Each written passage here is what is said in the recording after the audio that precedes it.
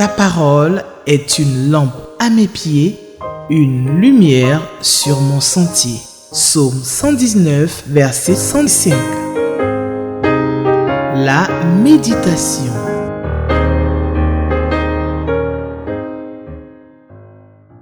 Shalom à vous, chers amis lecteurs de la Bible. C'est avec un grand plaisir que je vous retrouve chez vous.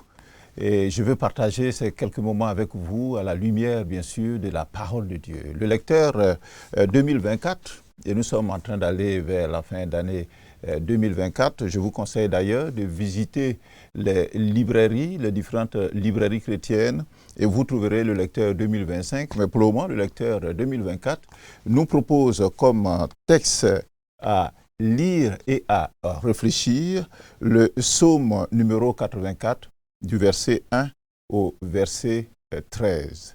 J'espère que vous avez vos Bibles, lecteurs, dictionnaires, carnets de notes, stylos. Nous allons prier, demander au Seigneur d'être avec nous et de nous instruire pendant ces temps que nous allons passer à ses pieds. Prions le Seigneur.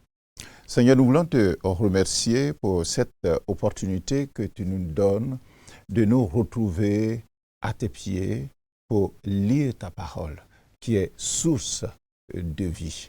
Viens et instruis-nous et dispose nos cœurs à recevoir cette parole au nom de Jésus-Christ. Amen. Alors nous avons trois questions qui nous sont soumises pour nous aider à réfléchir à notre texte. La question numéro 1, de quoi ou de qui parle ce verset? La question numéro 3, y a-t-il un exemple à suivre ou à ne pas suivre? Et puis la question numéro 7, quelle vérité Dieu me révèle-t-il? Pendant que vous cherchez votre texte, nous allons faire un peu d'histoire, attachée bien sûr au texte que nous allons lire. Depuis l'entrée du peuple hébreu en terre promise, c'est-à-dire à Canaan, que Dieu avait promise donc à Abraham et bien sûr à tous ses descendants. Après l'épisode donc de l'Égypte où ce peuple a été en esclavage, la présence de Dieu, quand ils sont sortis de ce pays, était symbolisée par l'arche de Dieu.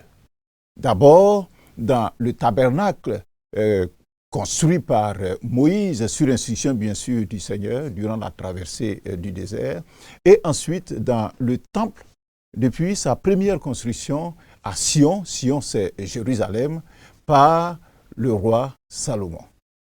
Parmi les nombreuses fêtes juives qui occupent près de 160 jours dans l'année, juives bien sûr, y compris les sabbats c'est chaque semaine, 3 d'entre elles sont appelées fêtes de pèlerinage, plus connues sous le nom de Shalosh Regalim.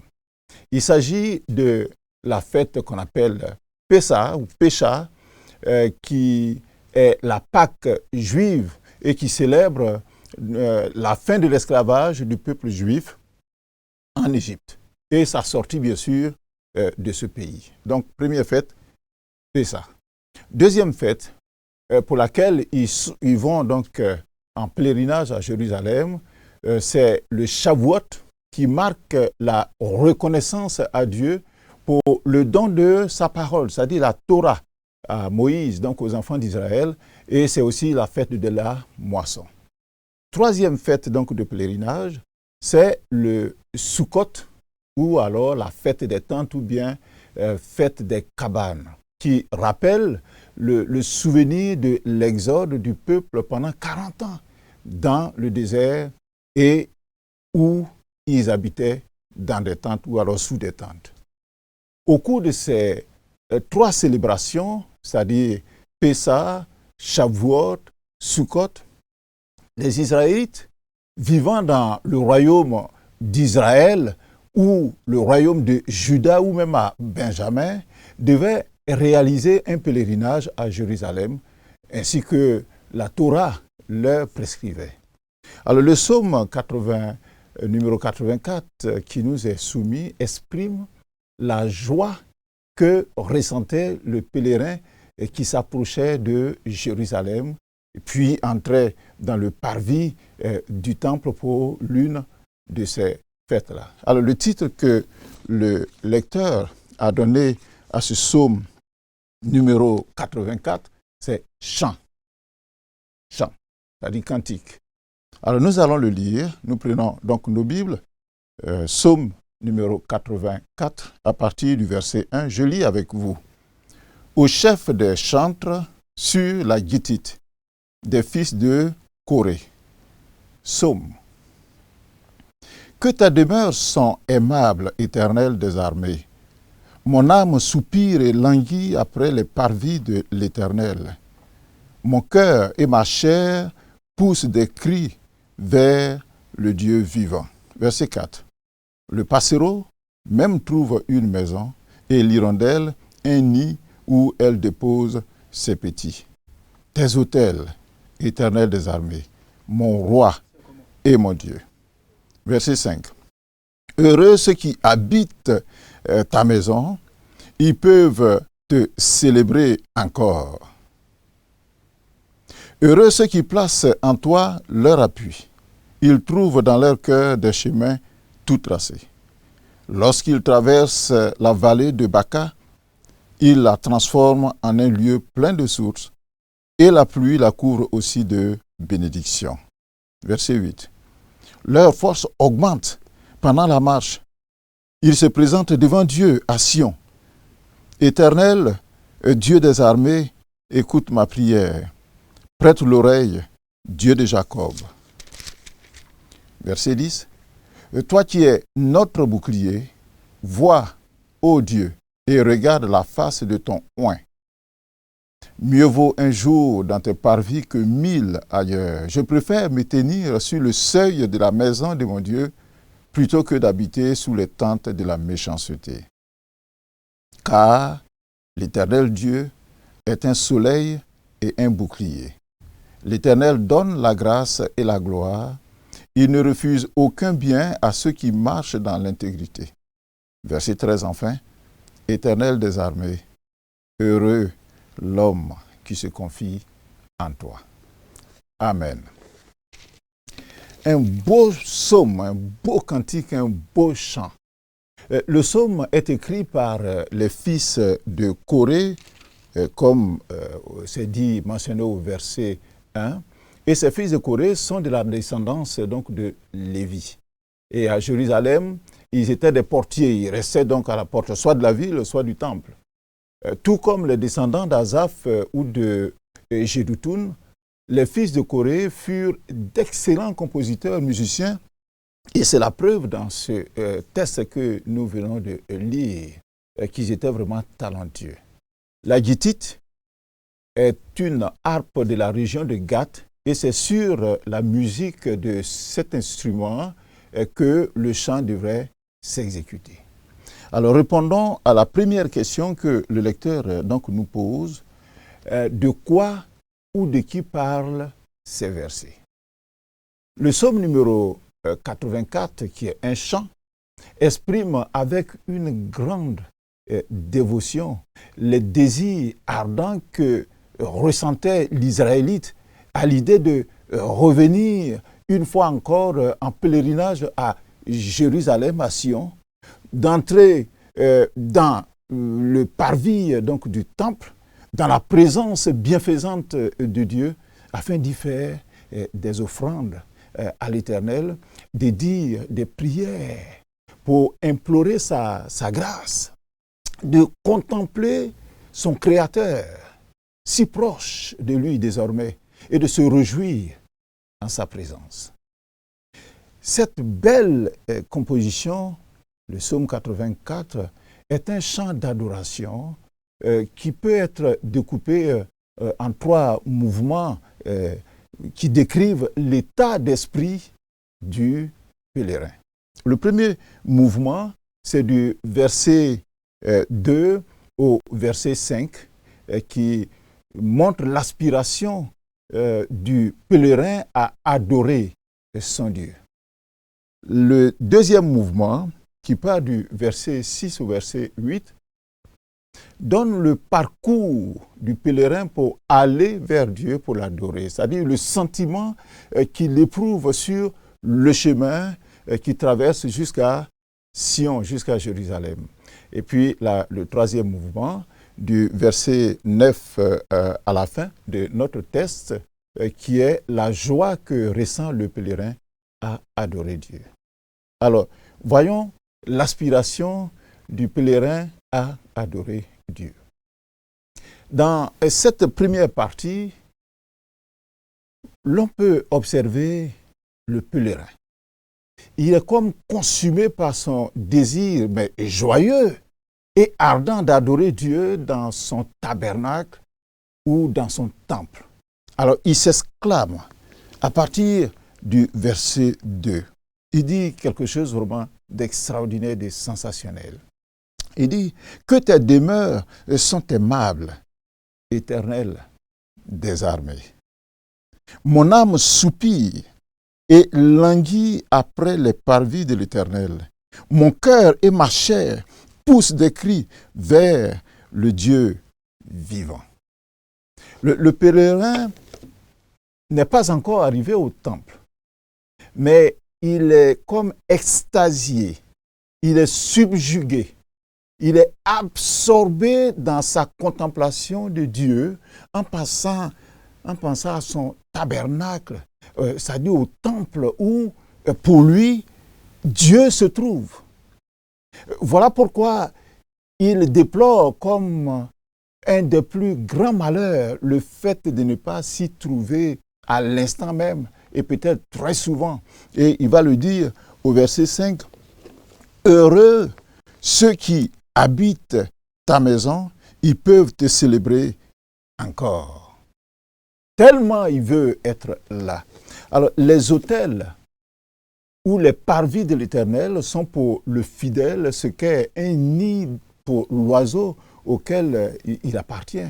Quand il a volé, quand il est allé chercher quelque chose, il veut un nid où il se sent bien. C'est pour ça qu'au verset 4, il est dit que le passereau même trouve une maison et l'hirondelle un nid où elle dépose ses petits. La présence de Dieu, elle est bienfaisante, elle est rassurante.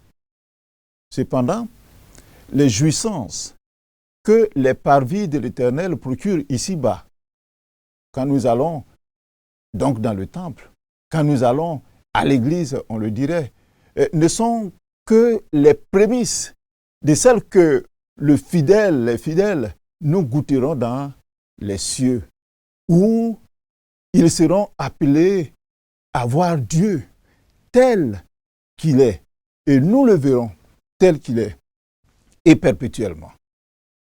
Je pense donc à ce verset de 1 Jean, le chapitre 3, et le verset 2, qui dit dans la deuxième partie, que lorsque cela sera manifesté, c'est-à-dire quand nous serons au ciel, nous serons semblables d'abord à lui, parce que nous le verrons tel qu'il est.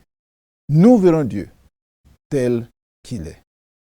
L'on pourrait aussi appliquer ce psaume aux chrétiens d'aujourd'hui qui languit après la douce et précieuse présence de Dieu. Soit dans ces moments personnels d'adoration, soit dans les temps du culte avec la communauté, avec les frères, avec les sœurs. Les personnes pour lesquelles le culte public est une fatigue, ou qui regardent en pitié les personnes qui consacrent donc toute leur vie à servir Dieu, ces personnes-là ne peuvent pas éprouver le vrai désir d'entrer dans le tabernacle de l'Éternel. Alors nous allons passer à la deuxième partie, donc au deuxième mouvement, comme je l'ai cité d'entame, qui part du verset 6 au verset 8, que nous l'avons intitulé « Le parcours pour adorer Dieu », c'est-à-dire le sentiment que le pèlerin éprouve sur le chemin, dans sa traversée, pour aller jusqu'à Jérusalem et entrer dans les parvis du temple. Le chemin pour joindre donc Sion, Jérusalem, peut être pénible donc pour les pèlerins. Le verset 7 parle de la traversée de la vallée de Baca. Probablement un désert que le pèlerin doit traverser. Et un désert avec ses défis. Le manque d'eau, le manque de nourriture, les animaux dangereux, les bandits de grands chemins, la fatigue. Et tout ça peut engendrer découragement, détresse ou même des pleurs pour le pèlerin qui est sur le chemin du temple.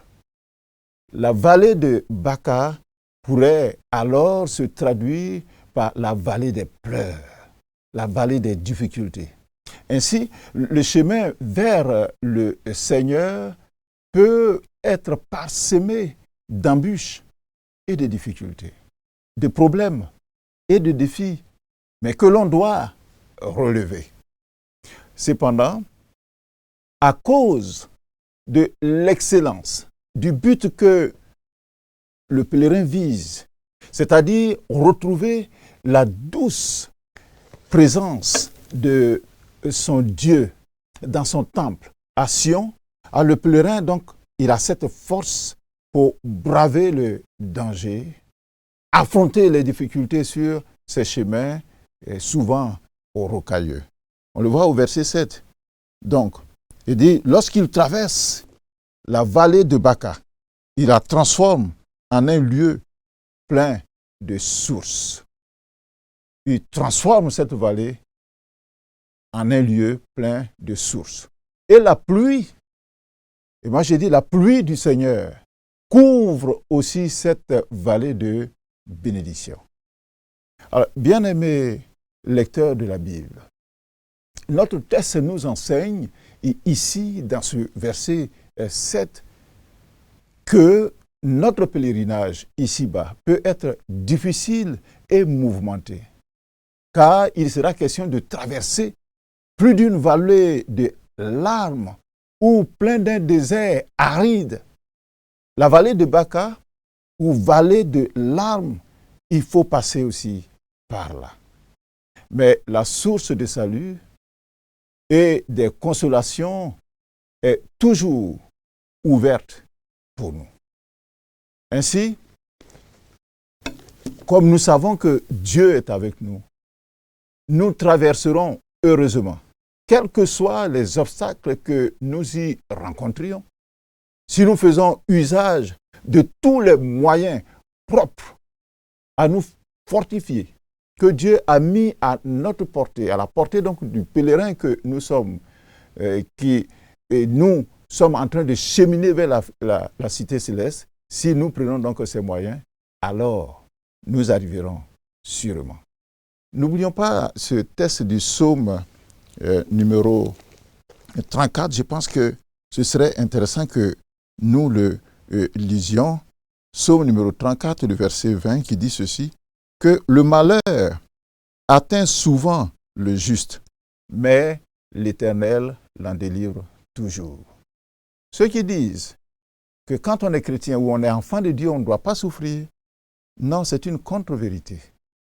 Le chrétien souffre. Nous souffrirons. Mais le Seigneur nous délivrera toujours du malheur. Alors, comme le psalmiste, sachons transformer nos temps de désert et de difficultés en louange devant Dieu, car en agissant ainsi, lui, le Seigneur, il nous couvre de sa pluie de bénédiction. En outre, la perspective de l'heureuse fin de voyage et notre confiance en Dieu doivent ranimer nos cœurs et nous redonner de la force de jour en jour, jusqu'à ce que, enfin, nous soyons tous parvenus à la sainticité. Donc à Sion pour les Israélites, mais nous pour le ciel, pour comparaître devant Dieu et notre Seigneur, pour le contempler tel qu'il est et pour demeurer éternellement avec lui.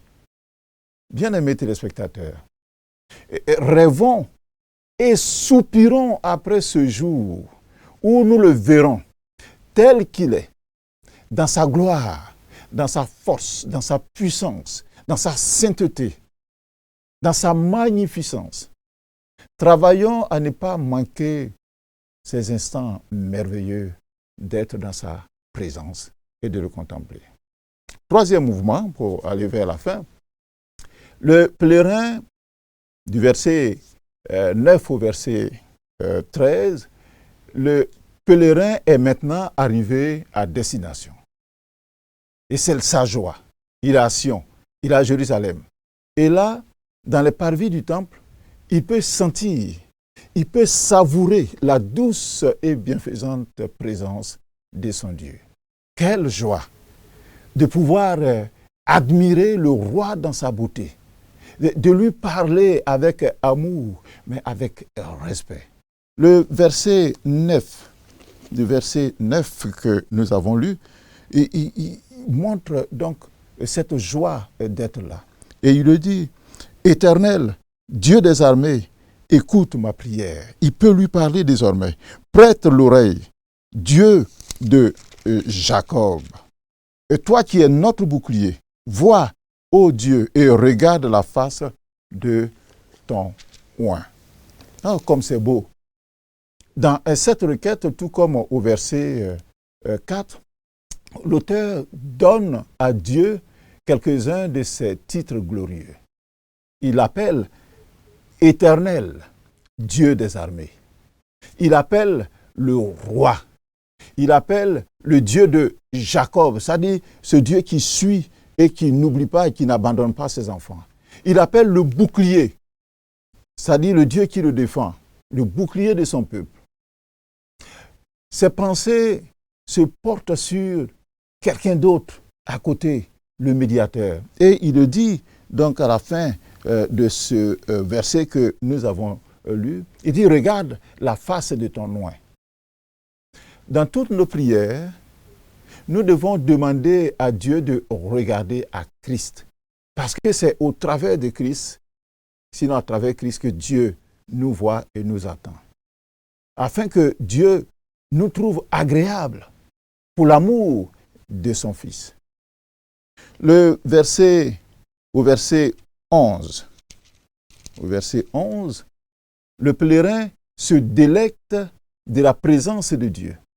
Il se délecte de ces instants merveilleux et à nulle part pareil. Il s'exclame, comme quelqu'un qui est ébloui par un feu d'artifice. Le verset 11.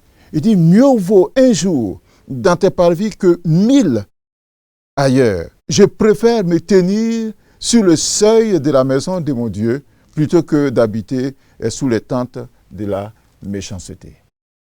La plus petite place au service de Dieu est préférable aux emplois les plus éminents dans les palais des impies, c'est-à-dire dans les palais de ce monde.